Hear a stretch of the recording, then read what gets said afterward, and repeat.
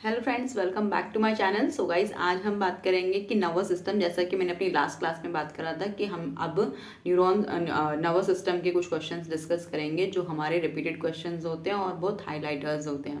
पहले हम basic question से स्टार्ट करेंगे। वीडियो को एंड तक देखना और लाइक शेयर सब्सक्राइब करना मत भूलना। तो स्टार्ट करते हैं हम वीडियो को।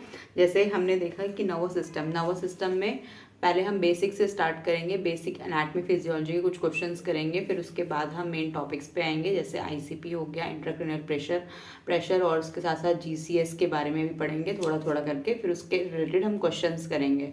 ठीक है, अब वीडियो को एंड तक देखना, लाइक शेयर सब्सक्राइब करना मत भूलना। तो स्टार्ट करते हैं अपनी वीडियो को। फर्स्ट क्वेश्चन जो है हमारा, depolarization of axolemma.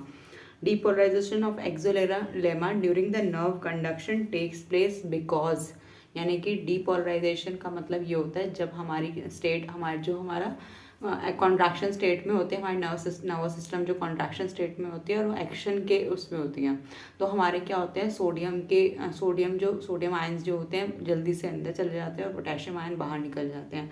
These are the conduction state of the depolarization state. अब हम पढ़ते हैं क्वेश्चंस के ऑप्शंस को।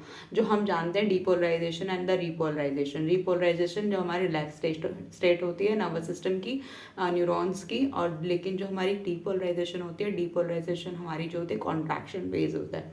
तो कॉन्ट्रैक्शन फेज में सोडियम इनसाइड जाते हैं सेल्स के अंदर, न्यूरॉन सेल्स के अंदर जाते हैं, और बाहर जो आते हैं हमारे पोटेशियम्स आते हैं। ठीक है, मोर सोडियम आउटसाइड ये तो होगा नहीं, equal amount of the sodium and potassium move out across the axolemma नहीं। इक्वल अमाउंट तब होता है जब रिलैक्सेशन कंडीशन में होते हैं, during the time of repolarization condition में। ठीक है, और जो होता है sodium moves inside and potassium moves outside, that is known as the depolarization condition. तो इसका ऑप्शन थर्ड ऑप्शन जो होगा करेक्ट होगा, जो हमें पता है। ठीक है, इसको हम आग मूंद के क्वेश्चन कर देंगे। अब क्वेश्चन नेक्स्ट है, इज नॉट अ न्यूरो के बारे में हमें पता होना चाहिए। न्यूरो से कॉर्टिसोन, इसमें ऑप्शन दे रखा है cortisone, acetylcholine, epinephrine and the norepinephrine. तो इसमें ऑप्शन का आंसर जो होगा हमारा कॉर्टिसोन होगा। कॉर्टिसोन क्यों होगा? क्योंकि कॉर्टिसोन जो होता है हमारे ग्लूकोकॉर्टिकॉइड्स में आते हैं। It is not a receptors और द न्यूरो नहीं होते, जैसे एसिटाइलकोलिन हमारा न्यूरो होता है, एपिनेफ्रिन जो होता है हमारा ब्लड प्रेशर को इंक्रीज और डिक्रीज, ब्लड बीपी में हेल्प करता है। ठीक है, एसिटाइलकोलिन भी ऐसी काम करता है। ठीक है, अब बोल रखा है next question, which of these an example of neuro के कौन कौन से एग्जाम्पल्स हैं? न्यूरो जैसे डोपामिन हो गया, इसमें ऑप्शन दे रखा है dopamine, norepinephrine, acetylcholine, all of these. इसमें ऑप्शन का आंसर यही होगा, ऑल ऑफ दीज ऑप्शन होगा, क्योंकि सारे के सारे हमारे क्या है, न्यूरो होते हैं।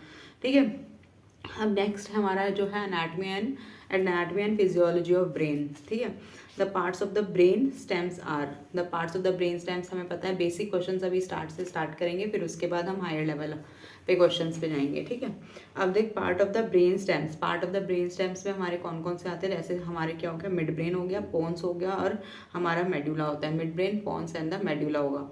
तो इसमें बोल रखा है ऑप्शंस क्या है हमारे, mid brain, pons and medulla, mid brain and medulla, और द पोन्स, सेरेबेलम और द मेडुला।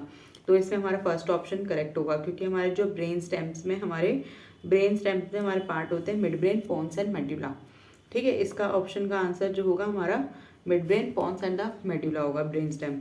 ठीक है, अब बोल रखा है function of cerebellum at all except function of the cerebellum. Cerebellum क्या करता है?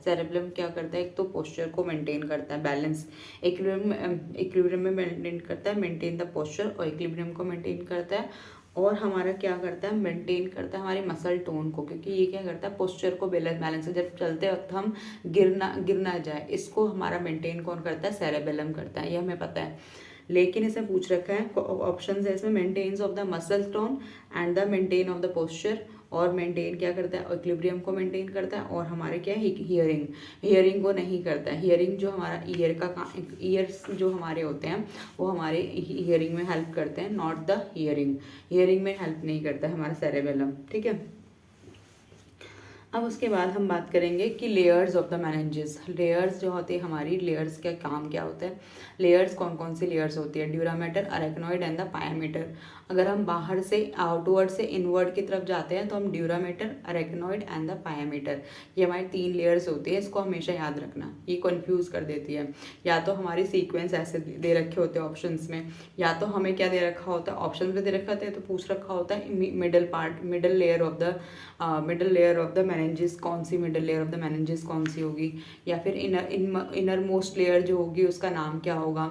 ऐसी जब क्वेश्चन देखते हैं, जैसे मान लो अब क्वेश्चन पूछ रखा है middle layer of the meninges, ये हमारा DSSB में क्वेश्चन आ चुका है 2015 में।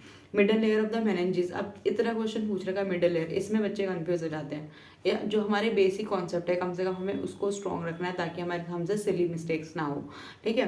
तो हम बोल रखा है मिडल लेयर, जैसे हमने पता है dura mater, arachnoid and the pia mater. तो डैप से याद रखना, डैप का मतलब ड्यूरामीटर आउटर मोस्ट, फिर उसके बाद अरेक्नोइड एंड देन पायामीटर, ठीक है। Dura mater, arachnoid and the pia mater. DAP से याद रखना, डैप जो होता है हमारी 3 लेयर्स होती है, आउटर मोस्ट से लेके हमारी इनर मोस्ट तक होती है, और मिडल लेयर जो होती है हमारी अरेक्नोइड होती है, ठीक है। अब इसमें आंसर क्या होगा हमारा, middle layer of the meninges that is dura mater, pia mater, arachnoid and the choroid plexus. तो इसका आंसर जो होगा हमारा अरेक्नोइड होगा, ठीक है। अब नेक्स्ट क्वेश्चन करते हैं, the number of the pairs of spinal nerves that exit from the spinal cords, अब कितने स्पाइनल नर्व्स के पेयर्स होते हैं हमारे, 31 पेयर्स होते हैं, ये सबको भी पता है, ठीक है। ये बेसिक क्वेश्चंस है जो आप लोग करना ही है, ठीक है। Lobes of the brain that can decode and the integrate visual performance, अब विजुअल का जहाँ से पता चल जाता है वहाँ पे हमारा ऑसिपिटल लोब होता है। अब देखो क्वेश्चन क्या बोल रखा है, ऑप्शन क्या है, टेम्पोरल लोब, या फिर फ्रंटल लोब, या फिर पेराइटल लोब, या फिर हमारा ऑक्सीपिटल लोब। तो फिर इन्होंने बोल रखा है विजुअल में जो हेल्प करता है वो हमारा ऑक्सीपिटल लोब होता है, जो हमारा विजन में हेल्प करता है।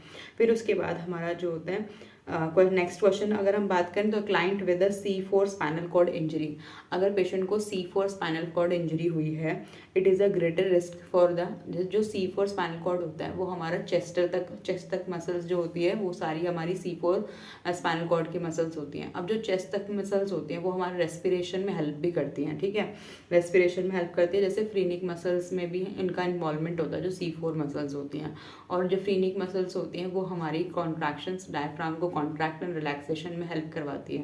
तो उसमें बोल रखा है सबसे ग्रेटर रिस्क क्या होगा, उसमें न्यूरोजेनिक शॉक हो सकता है, या फिर हमारा रेस्पिरेटरी कॉम्प्रोमाइज होगा, पैरालिटिक इलियस होगा, या फिर हमारे क्या होंगे, स्ट्रेस अल्सर्स होंगे। तो इसमें जो होता है मैंने बताया कि जो C4 स्पाइनल कॉर्ड की जो नर्व्स और मसल्स होती हैं वो कॉन्ट्रीब्यूट करती हैं इन द रेस्पिरेशन में, जो रेस्पिरेशन में जो कॉन्ट्रीब्यूट करती है। तो इसका मतलब ये है कि इसका मतलब रेस्पिरेटरी कॉम्प्रोमाइज हो सकता है पेशेंट को, क्योंकि इसमें जो होता है हमारी इन्वॉल्वमेंट, फ्रेनिक मसल्स की इन्वॉल्वमेंट भी कंट्रीब्यूट करती है हमारी C4 स्पाइनल कॉर्ड मसल्स। तो इसलिए ध्यान देना है, इसमें रेस्पिरेटरी कॉम्प्रोमाइज होने के बहुत चांसेस हो सकते हैं। अब इसके बात करते हैं कि respiratory centre is located in the, respiratory centre जो होता है हमारा मेडुला ऑब्लोंगेटा होता है, मतलब जो डायरेक्ट क्वेश्चन पूछ जाते हैं उसमें आपके क्वेश्चंस गलत नहीं होने चाहिए, ठीक है। अब बोल रखा है रेस्पिरेटरी सेंटर जो होता है हमारा क्या होता है, मेडुला ऑब्लोंगेटा, ये हमें पता है। ऑप्शंस में क्या दे रखा है, सेरेबेरम दे रखा है, पोन्स दे रखा है, मेडुला ऑब्लोंगेटा और स्पाइनल कॉर्ड, तो हमें पता है कि that will be the medulla oblongata होगा। अब नेक्स्ट क्वेश्चन है the part of the brain which is responsible for the coordination of the movement, मैंने ये बात करी, कोऑर्डिनेशन ऑफ द मूवमेंट कौन सा रिस्पॉन्सिबल होगा, कोऑर्डिनेशन और इक्विलिब्रियम को जो हमारा मेंटेन करता है, मेंटेन द पोस्चर को जो मेंटेन करता है, that will be the cerebellum. But cerebellum का जो हेल्प नहीं करता, हियरिंग में हेल्प नहीं करता, ठीक है, ये ध्यान में रखना। तो कौन सा ऑप्शन में है, ब्रेन स्टेम, थैलेमस, सेरेबेलम या फिर हाइपोथैलेमस। तो हमें पता है कि जो मेंटेन करेगा पोस्चर को वो हमारा क्या होगा, सेरेबेलम होगा, cerebellum is will be the right answer. अब बोल रखा है next, which of the following brain area regulate the body temperature, जो कि आप बॉडी टेम्परेचर को कौन मेंटेन करता है, हमारा हाइपोथैलेमस मेंटेन करता है बॉडी टेम्परेचर को। सेरेब्रम, सेरेबेलम, हाइपोथैलेमस और हिप्पोकैम्पल लोब। तो हमारा जो होगा, हमारा हाइपोथैलेमस जो होगा that will be the answer. Hypothalamus क्या करता है, रेगुलेट द टेम्परेचर को रेगुलेट करते हैं। अब हम बात करेंगे malformation of the spine in which the posterior portion of the lamina, देखो अब ये बोल रहा है anatomy of the spinal cord की बात करें, उसमें हम क्वेश्चंस को देखेंगे। अब बोल रखा है इसमें the malformation of the spine, in which malformation हो रही है स्पाइन में, in which the posterior portion of the lamina of one or more vertebrae fail to fuse, one or more vertebrae fail to fuse, which is with or without defective development of the spinal cord, it is known as the, इसे हम क्या कहते हैं, इसे हम कहते हैं रैकियासिस और या फिर एंसेफेलोसील, स्पाइना बाइफिडा या फिर एनेंसेफेली। तो इसे हम क्या कहेंगे, हम that will be the birth development वो है। देखो एनानसेफेली हमें पता है, जो एनानसेफेली होता है वो हमारा क्या होता है, सैक लाइक प्रोट्रूजन हो जाता है। सैक लाइक प्रोट्रूजन को हम क्या कहते हैं, वो भी हमारे पीछे होता है, नेक एरिया में प्रेजेंट होता है हमारा anencephaly. Protrusion of the brain and the membrane covers through the opening of the skull, in the skull में प्रेजेंट होता है, that is called the anencephaly. ठीक है, ये तो हो नहीं सकता एंसेफेलोसील। अब स्पाइनल बाइफिडा, स्पाइनल बाइफिडा में क्या होता है, एनानसेफेली का मतलब ऊपर वाला स्कल एरिया वाला पोर्शन होगा ही नहीं, इट एब्सेंट होगा। ठीक है, स्पाइना बाइफिडा तब होता है, स्पाइना बाइफिडा और स्पाइना ओकल्टा दो कंडीशन होते हैं उसमें। स्पाइना ओकल्टा का मतलब सिर्फ और सिर्फ हेयरी लाइक स्ट्रक्चर होगा, in case of the lumbar region में प्रेजेंट होगा। और spina bifida cystic like intact skin present होगी, ओवरलाइंग सैक लाइक बोनी वर्टिब्रल डिस्क प्रेजेंट होगी। ठीक है, तो ये तो होगा नहीं। रैकियासिस जो होता है ये हमारा posterior portion of the lamina वो वर्टिब्रल लेवल, ये होगा इसका आंसर। ठीक है, ये तीनों ऑप्शन, जब अगर हमें चार में से ऑप्शन समझ नहीं आ रहा है तो हमें पहले 3 क्वेश्चंस को वो नेगलेक्ट करना होगा कि ये क्वेश्चन क्यों गलत हो, ये ऑप्शंस क्यों नहीं हो सकते हैं। फिर जो नेक्स्ट हमारा लास्ट बचेगा फिर वही ऑप्शन का आंसर होगा हमारा। ठीक है, ये हमारा ये वाली टेक्निक भी पता होनी चाहिए आपको। अब बोल रखा है नेक्स्ट हमारा पेरिफेरल नर्व्स के बारे में पढ़ते हैं। Number of the pairs of the cranial nerves, कितने क्रेनियल नर्व्स होते हैं, 12 pair of the cranial nerves में प्रेजेंट होते हैं। 12 pair of the cranial nerves को आपको टिप्स से पता होना चाहिए। और इसके साथ साथ विच of the following fifth cranial nerve हमारे कौन से, ट्राइजेमिनल नर्व जो होती है हमारी फिफ्थ क्रेनियल नर्व होती है। इसके साथ साथ मैं एक और अच्छी चीज़ बताना चाहूँगी, लार्जेस्ट क्रेनियल नर्व जो होती है हमारी ट्राइजेमिनल होती है, स्मॉलेस्ट क्रेनियल नर्व जो होती है हमारी ट्रोक्लियर नर्व होती है, शॉर्टेस्ट क्रेनियल नर्व जो होती है हमारी ऑल्फैक्टरी नर्व होती है। मैंने क्या बताया, लार्जेस्ट क्रेनियल नर्व जो होती है हमारी ट्राइजेमिनल होती है, स्मॉलेस्ट क्रेनियल नर्व जो होती है ट्रोकुलर होती है, शॉर्टेस्ट क्रेनियल नर्व जो होती है हमारी ऑल्फैक्टरी नर्व होती है। ठीक है, ये चीज़ ध्यान में रखना। अब उसके बाद हम बात करते हैं जैसे प्लेक्सस के बारे में बात करेंगे। देखो, supply the nerves, next question है the plexus that supply the nerves to the skin and the muscle of the upper limb and the some of the chest muscle. अब मैंने बताया जो C4 स्पाइनल नर्व्स होती हैं वो हमारी chest muscle को कंट्रीब्यूट करती थी, जिसकी वजह से अगर उसमें कोई प्रॉब्लम आ गई तो हमारा रेस्पिरेटरी कॉम्प्रोमाइज़ हो सकता है इस कंडीशन में। तो अब बोल रखा है, या फिर ब्रैकियल प्लेक्सस भी जिसे हम कहते हैं। ठीक है, वो कौन सा प्लेक्सस होगा, सर्वाइकल प्लेक्सस होगा, ब्रैकियल प्लेक्सस होगा, लंबर प्लेक्सस या फिर सैक्रल प्लेक्सस होगा। तो हमारा जो होगा, देखो जो सर्वाइकल प्लेक्सस होता है वो पीछे की तरफ होता है, ब्रैकियल प्लेक्सस ब्रैकियल मसल जहाँ प्रेजेंट होती है। ठीक है, और फिर उसके बाद लंबर जो हमारा लंबर साइड में होता है, सैक्रल एरिया में। एज अ नेम से जस्ट नेम से समझना है आपको। तो इसमें बोल रखा है कि द चेस्ट मसल्स को कौन कंट्रीब्यूट करता है, चेस्ट मसल को कौन कंट्रीब्यूट है, दैट विल बी द हमारे ब्रेकियल मसल्स जो होती है हमारे चेस्ट मसल्स को कंट्रीब्यूट करती है। ठीक है, अब नेक्स्ट क्वेश्चन जो होता है हमारा, labral nerve is the another name of which nerve. जो लेब्रल नर्व को हम अगर लेब्रल नर्व जो होती है हमारी अफेक्ट हो जाती है, लेब्रल नर्व जो होती है मीडियन नर्व होती है, मीडियन नर्व अगर हमारी अफेक्ट होती है तो that will be cause the carpal tunnel syndrome हो जाता है उससे। कार्पल टनल सिंड्रोम में मोस्ट कॉमनली अगर कार्पल टनल सिंड्रोम हो जाता है तो लेब्रल नर्व अफेक्ट होती है। लेब्रल नर्व जिसे हम मीडियन नर्व भी बोलते हैं, जो ज़्यादातर कंप्यूटर का काम करते हैं या जो लेबर वर्क का काम करते हैं उसमें ज़्यादातर मोस्टली अफेक्ट होती है।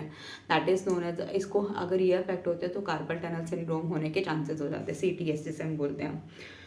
अब बोल रखा है, अब next question, as a part of the assessment of cranial nerve, जैसे हम क्रेनियल नर्व को असेसमेंट करते हैं, the nurse ask the patient to arise the eyebrow, smile and thus shows the teeth. These action provide information about which of the cranial nerves. which of the cranial nerves कौन सी facial nerve होती है, vagal nerve हो सकती है, olfactory या optic. Facial nerve होगी obviously, facial nerve will be the answer would be. ठीक है, अब बोल रखा है anatomic sympathetic nervous system and the parasympathetic nervous system. Question देखते हैं।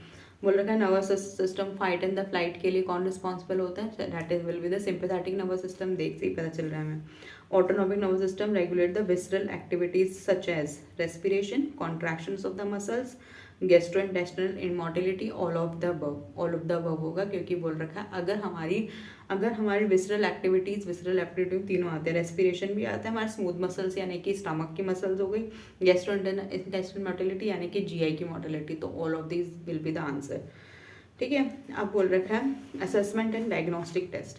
अब बोल रखा है जैसे radial nerve at the wrist, अगर रिस्ट में अगर हमारा रेडियल नर्व अफेक्ट होती है तो that will be the condition of wrist drop, जिसे हम कहते हैं रिस्ट ड्रॉप कहते हैं। ठीक है, अब बोल रखा है injury to the radial nerve, question है radial nerve at the wrist lead to the wrist drop, sensory loss on the adjacent side of the second and third finger, or the paralysis of the abductor pollicis or the loss of the supination in the extended position। तो this will be the radial nerve में जब भी wrist drop होता है, पता है wrist drop अगर radial nerve में होता है that will be the condition of wrist drop, wrist lead to the wrist drop. ठीक है, policeman tip hand is known as the Erb's palsy बोलते हैं, policeman tip hand syndrome that will be the Erb's palsy, इसे हम कहते हैं policeman tip hand that is known as the Erb's palsy बोलते हैं इसे हम। रिस्ट ड्रॉप, अब देखो which nerves lead to the wrist drop, that will be the condition of radial nerve. ठीक है, अब बोल रहा है कार्पल टनल सिंड्रोम में क्या कौन सी नर्व अफेक्ट होती है, medial nerve. Carpal tunnel syndrome में हमारी मीडियल नर्व अफेक्ट होती है। क्वेश्चन ये है foot drop result in the injury, foot drop अगर हो जाता है तो कौन सी नर्व में इंजरी होती है, डीप पेरोनियल नर्व्स में क्या होती है, इंजरी होती है। ठीक है, अब नेक्स्ट क्वेश्चन है हमारा, ये तो हो गया हमारा टेस्ट का एक और क्वेश्चन मैं बताना चाहूँगी। while performing the Romberg test, nurse must ensure the patient, जब भी हम रॉमबर्ग टेस्ट देखते हैं नर्स को क्या इंश्योर कर देना चाहिए, क्योंकि रॉमबर्ग टेस्ट क्या करते हैं, हम आई क्लोज करने के लिए पेशेंट को आईज क्लोज करके पेशेंट को चलने के लिए बोलते हैं, तो पेशेंट की सेफ्टी बहुत ज़रूरी है। इसमें हम क्या देखते हैं, इसमें हम गेट जो देखते हैं, असेसमेंट देखते हैं, पोस्चर देखते हैं, और इसमें हम देखते हैं क्लोज आँख को बंद कर रखी है पेशेंट ने, नहीं कर रखी है। ठीक है, लेकिन सबसे पहले हम ये देखते हैं कि पेशेंट को कहीं लग ना जाए, वो आंख बंद करके चलेगा तो पेशेंट को कहीं लग ना जाए, तो पेशेंट की सेफ्टी मोस्ट इंपॉर्टेंट होती है। और first priority during the Romberg test में हमारी फर्स्ट प्रायोरिटी जो होती है हमारी, that will be the safety, patient safety is the very most important होती है।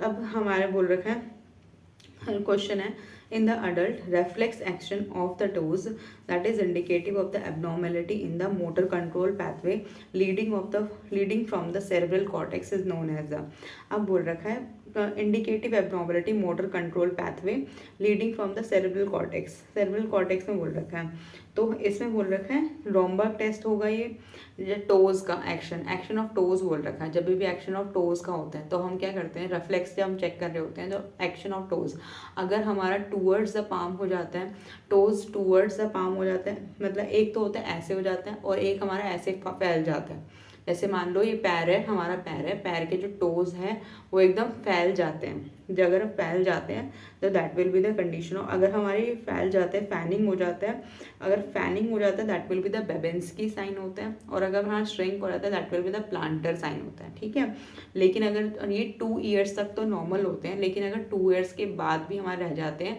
तो that will be the condition of abnormality in the nerve.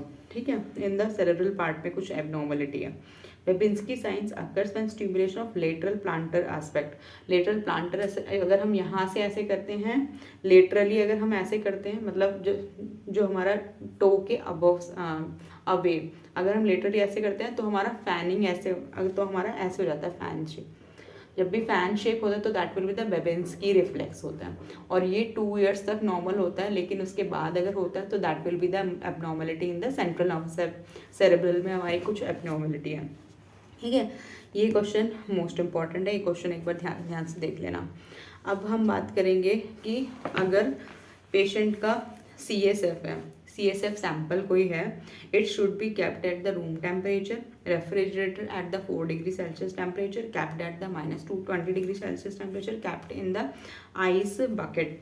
अगर पेशेंट को CSF सैंपल है कोई और हम पेशेंट को सेंड करना लेट हो जाता है, तब हम क्या करेंगे, जो CSF सैंपल जो होगा वो हम रूम टेम्परेचर पे ही रखेंगे, कोई रेफ्रिजरेट नहीं करेंगे, ना ही हम फ्रिज में रखेंगे at the 4 degree Celsius temperature, ना ही हम -20 डिग्री सेल्सियस टेम्परेचर पे रखेंगे। तो सिर्फ और सिर्फ हम क्या करेंगे, इसमें kept at the room temperature पे ही रखेंगे। ठीक है, अब हमने बात करी कि बोल रखा है लेथार्जिक अगर पेशेंट अगर लेथार्जिक है, who has fever, vomiting, headache, the nurse has to prepare him for which of the following procedure. अगर उसको हेडेक हो रहा है, ठीक है, वॉमिटिंग हो रही है और हमारा फीवर भी है पेशेंट को, तो हम पेशेंट को लंबर पंचर करेंगे। लंबर पंचर से देखेंगे CSF प्रेशर, ICP इंक्रीज तो नहीं है, ठीक है, इंट्राक्रेनियल प्रेशर इंक्रीज तो नहीं है। लंबर पंचर की पोजीशन जरूर देख लेना, L3 L4 में होती है लंबर पंचर की पोजीशन। ठीक है, एलेंस टेस्ट किस लिए होता है, एलेंस टेस्ट जो होता है हमारा 298, एलेन टेस्ट जो होता है हमारा पाल्मर आर्क के लिए होता है। ठीक है, integrity of the Palmer arc, जो एलेंस टेस्ट होता है हमारा, जो होता है जब भी एलेंस टेस्ट जो होता है हमारा, अगर हम ABG ले रहे होते हैं तो हम ABG में हम क्या करते हैं, आर्टरीज से ABG ले रहे तो एलेंस टेस्ट करते हैं, that is the integrity of the Palmer arc. ठीक है, वेन असेस आर्टरीज असेस करने के लिए। अफेजिया पता ही है, क्वेश्चन है aphasia that is called the increase the rate of inability to speak. Aphasia terms, कुछ टर्म्स ऐसी हैं जो आपको पता होनी चाहिए। Aphasia that is the inability of speak. Cushing triad most important है। कुशिंग ट्रायड क्वेश्चन आ चुका है। कुशिंग ट्रायड और ICP से रिलेटेड बहुत सारे क्वेश्चंस बनते हैं।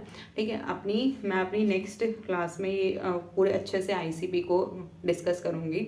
अभी मैंने बेसिक क्वेश्चंस डिस्कस करे, जो मोस्ट इंपॉर्टेंट छोटे छोटे क्वेश्चंस हैं, जो नॉर्सेट फर्स्ट स्टेज के लिए मोस्ट इंपॉर्टेंट थे।